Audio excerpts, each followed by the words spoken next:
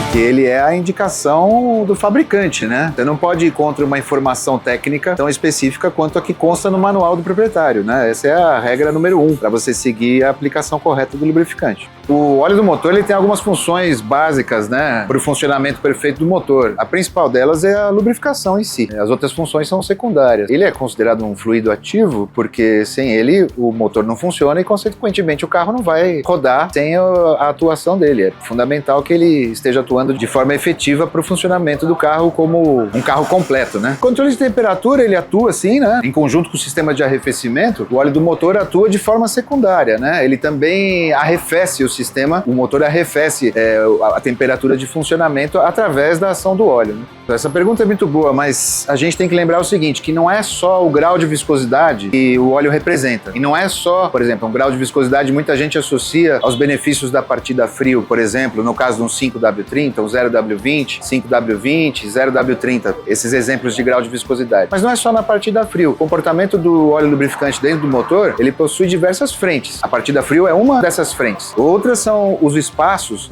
bastante capilarizados por onde esse óleo atua. Um grau de viscosidade, ele não é determinante só por si para fazer a escolha do lubrificante. Existe uma outra coisa muito importante que são os níveis de desempenho, que também estão preconizados no manual do proprietário. E além dos níveis de desempenho, para não ficar nessa sopa de letrinhas, algumas fábricas já têm as próprias normas para poder identificar para o consumidor qual é o lubrificante que ele deve escolher. Se você atende a viscosidade, mas não atende o nível de desempenho, você pode ter problemas na lubrificação correta do motor. A indicação, sempre, via de regra, quando não tem posse da informação da literatura técnica, é você adequar ao nível de exigência mais atual possível. Assim você não corre o risco de estar usando um produto obsoleto, por exemplo. É fundamental, não só para a Ford, mas também qualquer outra montadora que tenha norma própria, né, como a Ford tem essas normas que começam com WSS, fundamental para garantir a proteção do motor quando o óleo está atuando lá. Se você, por acaso, como consumidor, não utilizar desse pré-requisito, você pode sofrer danos no motor por uma aplicação incorreta do lubrificante. Muitas vezes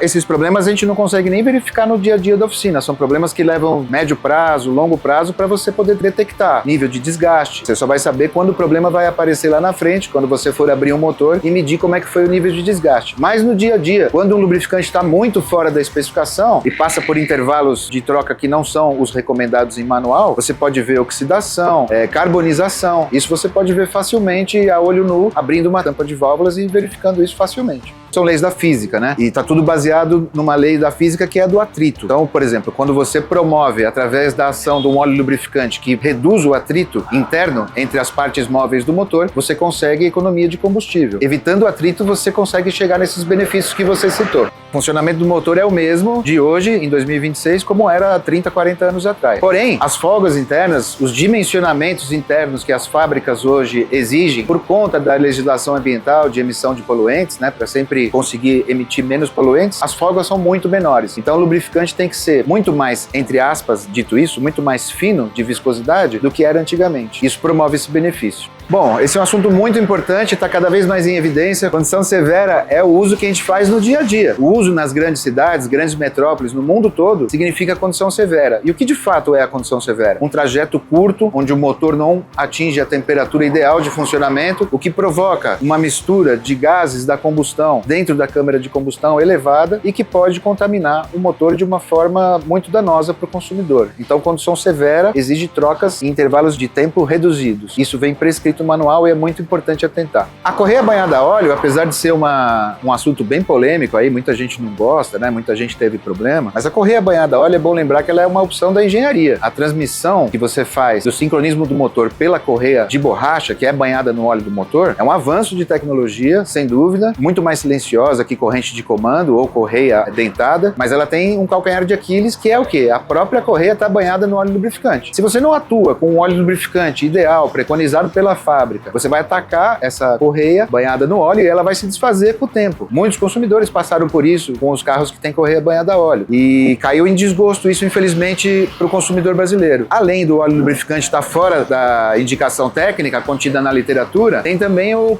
caso da gasolina adulterada, que na resultante da combustão, esse resíduo de uma gasolina, de um etanol adulterado também pode atacar a correia de sincronismo banhada a óleo. Normalmente sim, se ele puder atualizar, é sempre bem-vinda a atualização para uma mais moderna, mas não necessariamente. Quando é um caso muito gritante, por exemplo, um carro muito antigo, onde a especificação de nível de desempenho já nem existe mais, nem é mais fabricada, sim, você pode atualizar, não há problema algum. Um pacote de aditivo, quando ele é atualizado, né, são diversos testes que são feitos dentro do laboratório dos fabricantes de aditivos. Quando, por exemplo, essa atualização promove um benefício, ela vai atuar diretamente a partir do momento que você usa aquele óleo lubrificante. Vou dar um exemplo aqui da proteção LSPI, aquela sigla que o óleo lubrificante protege contra a pré-detonação, né, a ignição por pré-detonação. Então, os lubrificantes hoje que são API SQ e o SAC GF7A, que é a norma que saiu em abril de 2025, eles já estão protegidos contra os carros que podem ter esse princípio danoso e estrutural para o veículo não sofrer esse tipo de ataque precoce e danoso para o consumidor. O risco real é a catástrofe, né? É a catástrofe do sistema de propulsão do carro e prejuízo para o bolso do consumidor. Hoje, você se atentar a um óleo lubrificante, a uma especificação técnica, está cada vez mais específico. Não adianta você chegar e escolher um lubrificante somente através de uma das grandezas que ele tem, seja a viscosidade ou o nível de desempenho. É a aliança de todas as especificações que estão contidas lá na literatura técnica do manual, e é muito importante que o consumidor saiba, ou se ele não sabe ou não quer saber, que ele procure um profissional que o auxilie nessa importante escolha. O mecânico que se preze, ele tem que procurar se atualizar com as informações que existem, e a gente sabe que o mundo é muito dinâmico, não é só isso que ele precisa saber, ele precisa comprar equipamento, ferramenta, precisa cuidar do RH, não é só isso. Então, se ele não quer se atualizar ou não pode se atualizar, ele tem que ter aplicativos, ou colegas, ou parcerias que façam ele ter a informação, ter o acesso à informação correta para a aplicação correta do lubrificante, do fluido, qualquer fluido que seja, do filtro que deve ser usado no carro e que tenha procedência e garantia para a tranquilidade do consumidor.